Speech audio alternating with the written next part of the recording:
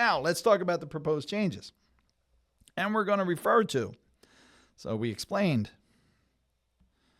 what is a backdoor Roth contribution. All right, let's take it back and let's keep it red. Let's keep it red because it's not good news. So now we're going to talk about the general explanation of the administration's fiscal year 2025 revenue proposals. And we're going to go to page 86 here, modify rules relating to retirement plans. And then we're going to focus again on page 92. So here, the first thing we want to focus on is their definition of a higher income taxpayer. And you'll see here, this is the website you can go to pull this down. It was issued March 11th, Department of the Treasury.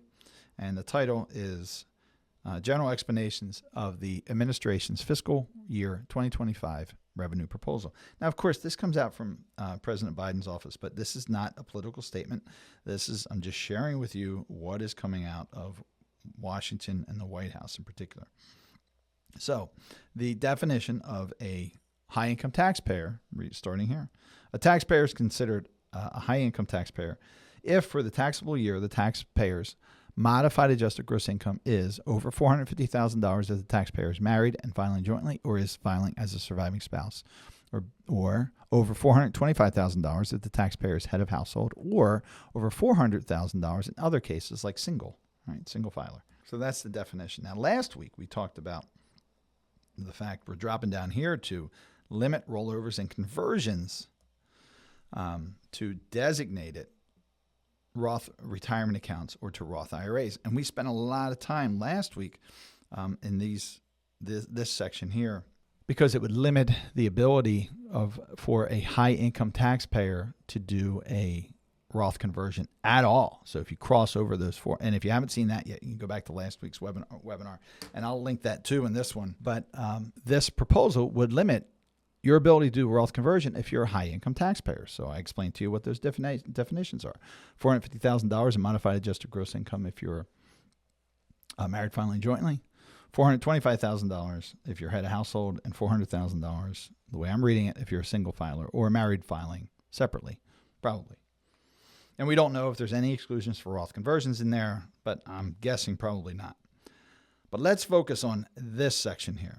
So similarly, this proposal would prohibit a rollover of a distribution from a tax-favored retirement arrangement into a designated Roth account if any part of the distribution includes a distribution of after-tax contributions, unless the distribution was from a designated Roth account. So that's telling us that's the death of the backdoor Roth contribution, because the contribution you make to an IRA, a traditional IRA, is after tax. It is a non-deductible IRA contribution. Therefore, it is after tax. They're saying that if it would prohibit the ability to convert. Now you've made that contribution into the IRA. You do the conversion into the Roth. That's your backdoor. Remember, IRA, traditional IRA, Roth. You're going like that. They're saying if any part of that, even if in the pro rata rule only $640 of it is an after-tax contribution, they're saying it can't be done. So they're nixing. This is the death knell for the backdoor Roth contribution. So that one sentence erases everything. Now, this is not law yet. I don't know if this is going to pass now. I don't know why they would do this, frankly. It doesn't really make sense, except they don't want people who they see as, this is not a political statement again. I'm just giving you the flavor of what's coming out of the administration. They're saying they don't want high-income earners, in this definition, high-income earners I shared with you, is $400 some $1,000. But I don't see the connection here where that $400,000, $425,000, $450,000 applies. This seems to revert back to the income thresholds for the allowable contributions to a Roth IRA, which I shared with you are much lower, those thresholds. Remember, I'm going to come back over here with me. We're going to go back up here. Today, where are we?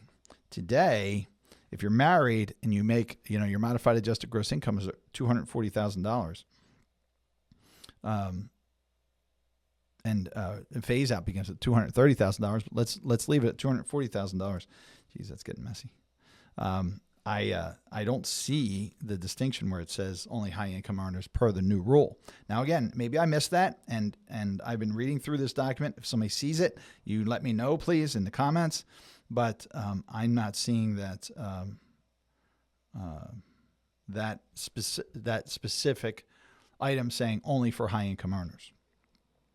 So that is the death knell for backdoor Roth contributions. Now, again, I don't know if this is going to actually take place. I don't know when it's going to take place. I don't know if these provisions will all be accepted and go through. I don't know if a portion of them will go through, but we've already seen in this section here, no more Roth conversions for folks over $450,000, $425,000, or $400,000, depending on your tax filing status. So no Roth conversions. And then the death of the backdoor Roth contribution.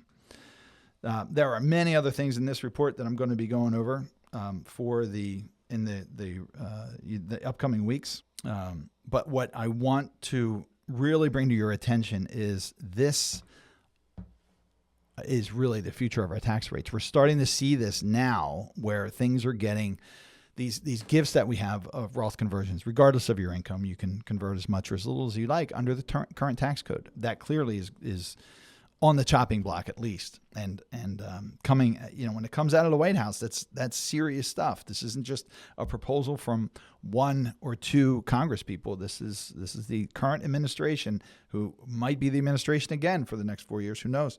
But this is important stuff to pay attention to. But we're on the door. We're standing at the doorway of some significant tax code changes, including much higher tax rates. As part of this proposal, as I'm going to talk about next week, is much higher capital gains, or maybe not next week, but in the future, and we'll talk about much higher capital gains rates. Now, you're going to see the income levels, and they're very high income levels, but this tax train is coming, because it can't just be on those folks at $1 million, $10 million, whatever the thresholds are. And frankly, mathematically, it can't just be at the folks at $400,000, $425,000, $450,000. That's why I wanted to point out to you that it's likely that the end of the backdoor Roth contribution is dead for everybody, because I'm sure they're going to follow the current phase-out levels. That'll continue to adjust for income. But again, if I miss something in the report, somebody tell me. But that's the way I'm reading it. I hope that was helpful today. There is good news, folks. We still have time. We still have at least this year, this tax year, this proposal. Many of these items are set to go into effect next year. But I don't know if this is a proposal. Again, this is not legislation. It's not pending legislation. These are proposed revenue changes, and revenue equals tax. But you've got to pay attention to these things. When I started teaching and applying tax-efficient strategies all the way back to 2012, the changes seemed so far away. And in fact, in 2017, our ability to do Roth conversions got much easier with the Tax Cuts and Jobs Act. But that may be tightening much, much sooner than expected. And it's coming. So let's get to work. Let's open our minds. Let's pay attention. We want to let as many people know as we can. So share this video. Tell your friends and loved ones to subscribe. Learn these things. Stay educated. Stay updated. And move forward. I hope that was helpful. Have a great week. We will see you next week. Tuesday again. We've got a couple more Tuesdays before the change to Wednesday. And I'm really looking forward to some of the guests that we have scheduled to come up, some of the events. I didn't mention this, we just finished a in-person class, and that was a lot of fun. And I see Leighton has a question. So Leighton writes, correct me if I'm wrong, but the proposed rule prevents the Fed from harvesting immediate tax revenue. Yes? That's, it really doesn't. So Leighton, if you're talking about the proposed rule that limits Roth conversions for what they call higher income individuals, yes. it would stop the federal government from harvesting immediate tax revenue, because you're stopping people who are at the higher income levels from doing conversions, and there are folks who do conversions. The ability to do the backdoor Roth contribution, again, that's already taxed money, whether it's coming from your earnings or whether it's coming from your taxable bucket where you're going to pay capital gains tax. There's what you're doing is you're moving that to never taxed. So I don't agree with it. I like being able to do backdoor Roth contributions for myself and for clients. But I see what's happening there. They're saying, okay, well, we're taking, if you do 8,000 times 2, $16,000 a year for a married couple over 50, we're putting that money away, you're paying tax on it now, putting that money away, and it's never taxed again. So again, if it's coming from your earnings, then it's already taxed. They already have the money.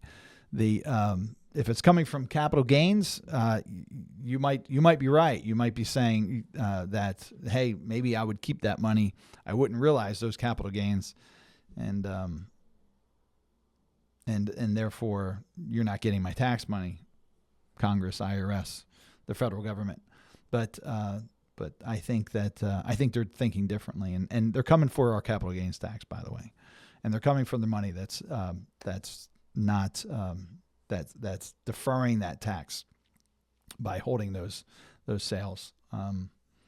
So anyway, that's the best I can do with that. Let's hope that again, not a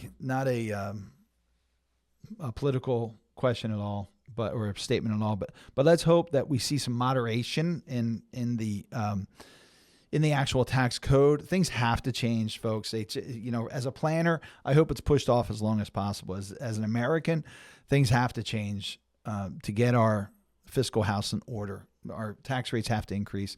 Capital gains tax rates have to increase. Marginal income tax rates have to increase. I don't agree with limiting the ability to do Roth conversions because to Leighton's point, that is absolutely a cash cow for the federal government in the immediate term. And we know that they are not long-term planners like we are. If they were long-term planners, they'd want the money to stay in IRAs, but they seem to want the money to stay in Roth, or to go into Roth IRAs. Every proposal that I've seen before this was pushing money into Roth IRAs because they're money hungry now, right? They want that cash now.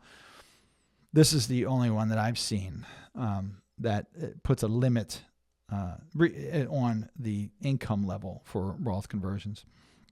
But it's very specific. It seems to be targeted at folks making over a certain amount of money, 450, 425, 400, and that is the message, by the way, out there. So I hope that was helpful. And again, there's good work to be done between now and when changes take place. And stay informed, stay educated, stay on top of things. And I look forward to seeing you all soon. Take care. Bye-bye.